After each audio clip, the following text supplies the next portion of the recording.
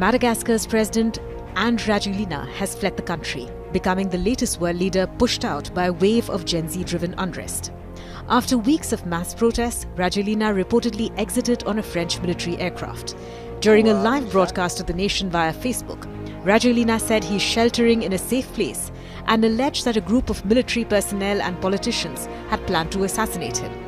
Rehefa namesoskevitra ihany koa ny filoham-pirenena hafa aty amin'ny kontinanta afrikanina hoe andefa andeha tafika izay ampandry ny tany dia niteneniko hoe tsy mifanaraka amin'ny fotom-pisainana malagasy izany andefa andeha tafika izany ka ny laviko.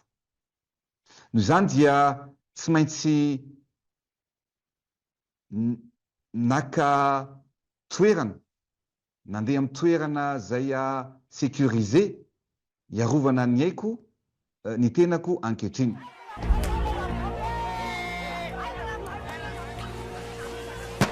The unrest began on the 25th of September in Antananarivo. Thousands of young people, calling themselves Gen Z Mada, mobilized both online and on the streets. They marched to protest against chronic electricity cuts and unreliable water supplies. But the demonstrations quickly spread as activists linked service failures to wider grievances about corruption, economic hardship, and poor governance. Tensions escalated when security forces detained several protesters, prompting larger turnouts the following days. The UN reports that at least 22 people were killed in clashes between protesters and security forces since the demonstrations began. Rajoelina tried to calm the crisis by sacking several ministers, dissolving his cabinet and promising reforms. But protesters saw it as too little, too late. Then came the turning point, when CAPSAT, an elite military unit with long-standing ties to the president, defected and joined the demonstrators. The unit later announced that it was taking control of the military and appointed a new army chief. Other security units soon followed. With soldiers refusing orders to disperse crowds, the government's control began to unravel. In response, Rajoelina warned of what he described as an attempted power grab.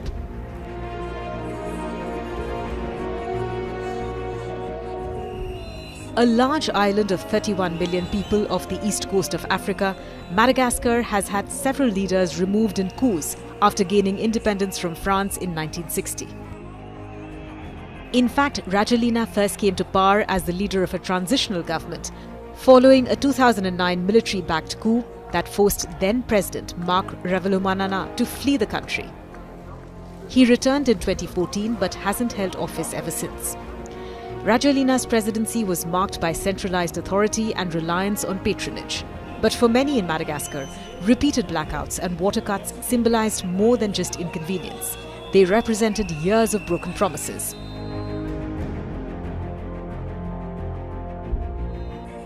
What began as anger over power and water has become a defining moment for Madagascar's young generation.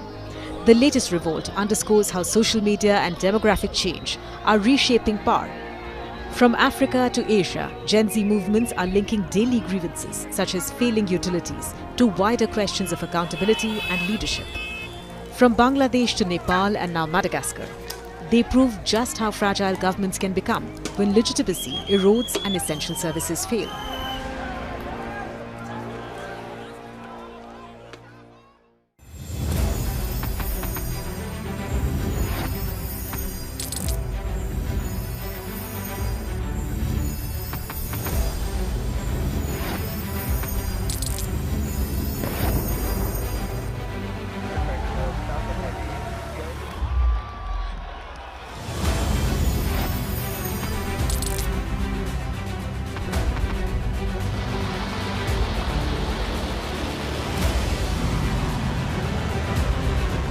Been fighting so long and so hard that they don't know what the they're doing.